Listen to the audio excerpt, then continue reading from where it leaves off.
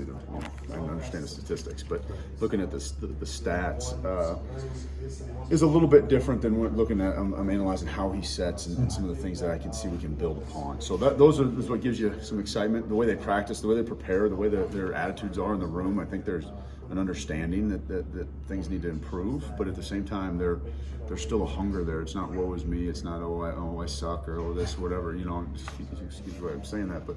They're a hungry group, and so I think there are some signs that we just got to get this thing rolling, and then we'll be all right. So, Coach Bielema talked about plug and playing guys. You guys have rotated. What's the balance of letting those guys get rhythm, chemistry, and trying to get other guys see what they can bring? Well, that is the challenge, right? I mean, and I want consistency and continuity as much as anybody, if not more, and to build some cohesiveness to that group. But we also got to get guys that are playing their best football, the best guys on the field. And through 4 games, there's been some guys that maybe haven't graded out as well or inconsistent, and there's other guys that are continuing to show us signs of life in practice or signs of improvement in practice, and have earned.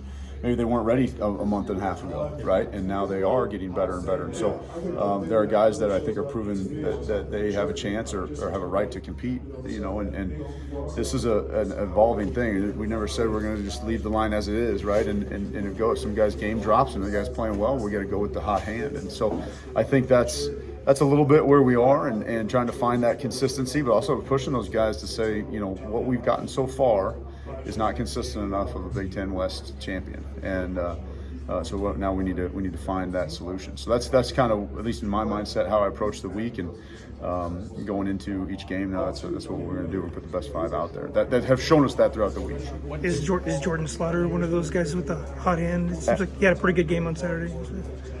He only got a few reps on Saturday, but he's certainly one of those guys that's in the mix, right? Jordan, Zai, Hunter, Josh Getzky, Zach Barlev, those guys are all in that guard rotation and guard discussion. And that's really what we're looking for, is who's going to rise to the top there at those positions. So that's kind of where we are. Yeah, Jordan's certainly in that mix. Is it fair to say the second half on Saturday you might have found something that you can go to consistently, that especially in the run game that you guys like doing? Yeah, I think you look at the way the first half, obviously statistically it wasn't great, and to give FAU a lot of credit, they had shown us a front that we hadn't seen in a long, it's any of their film, any of the coordinators' film, any of that kind of stuff, and so they did change some things which affected some rules, and you saw, I think, some struggles of that early just on some of the combinations. It took some of our double teams away, and then we made an adjustment and corrected some things at halftime, and then obviously, it became, I think, 2 yards of carry in the first half to 8.5 or something of that nature, and really kind of opened that up and started attacking those things, and I think the guys embraced that. On the sideline, never want those guys to come over the sideline and be like, "Coach, we have this. Like, we just need to do this. We just need to do this." And I think that was a good sign. Is their intelligence, their football IQ, their football awareness is growing. We made a few adjustments and they executed it pretty well, and ended up, in a 4-minute situation, running the ball when everybody knows you have to run the ball, and that's not a very easy thing to do. So there are certainly things we can build off of, and even in the past game, I understand. I was just saying earlier, I understand statistically what it looks like. Isaiah got 3 sacks, credited to himself, but his set last week against FAU is way better than his set against Penn State, right? And so in 1 week of practice, he's done a nice job of working on some fundamentals and things of that nature to help improve himself at that position. So statistically, say what you want, but at the same time, there are some things we can continue to build on. Do you find that the last 2 opponents are trying to take advantage of what you're trying to find consistency-wise up front? Like, specifically, it just seems like, hey, they got new guys on the right side, let's test it out, and to see what's going on. Yeah, I think that's fair. I think that's a fair assessment. I don't know if the film necessarily shows, hey, they're going to pressure that side more than the other, right. But I do think if I'm playing us, I would probably do the same thing. I'd probably poke holes until I found what was working, or what a guy, maybe he's having a bad game, or maybe a guy's has to get a technique fixed or something, and go from there. So I don't think you can look at Isaiah's body of work and say, oh, that's the guy we want to attack. I think he's a pretty good football player, but I think that's probably a fair assessment from him. How do you From adjust? outside view, yeah. How do you adjust all the shifting?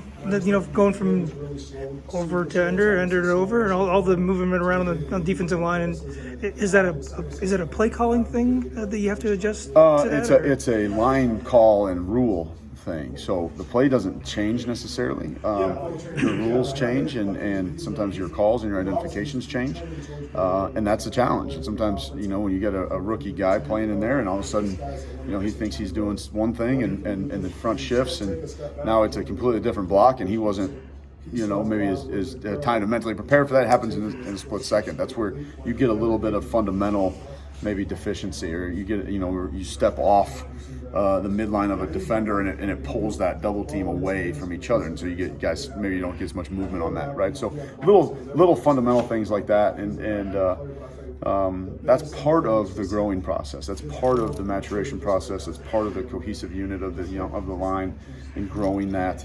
There were times last year where we're in the same situation. You point to Indiana, we go the wrong way on the goal line. You point to Wyoming, when you actually look back at that game, we ran the ball very well. The first drive, we had guys in the backfield, right? I mean, there's going to be things like that, and some of it's relative to the way the game went. Some of it's relative to the way the record is at that time, and things of that nature. Some, you look at a couple of the runs that were only 6 or 7 yards. And we break one of those, and it's a 70-yard gain, and nobody cares about the little thing back by the right tackle, right, or something like that. So there's a little bit of perspective that goes into some of that, but we there's no doubt we need to be more consistent. We need to be better in what we're doing, because again, the season's going to fall on us, whether we can protect the quarterback, whether we can establish the run game, and go from there. And I know I say this almost every time, is I know a bunch of coaches will feel the same way, but we take a lot of pride in that, and I feel like any position group's going to put that on their shoulders as well. So we definitely do that in the O-line. When you have a drive, a 4-minute drive like you guys had, to maybe get back to what we've seen from you guys do, like how much of a building block can that be with the success you guys had on the ground just going forward? I think it's a tremendous building block. It finally kind of gets us back to what we're used to doing, right? It establishes some confidence. It reestablishes kind of what our identity has been up front.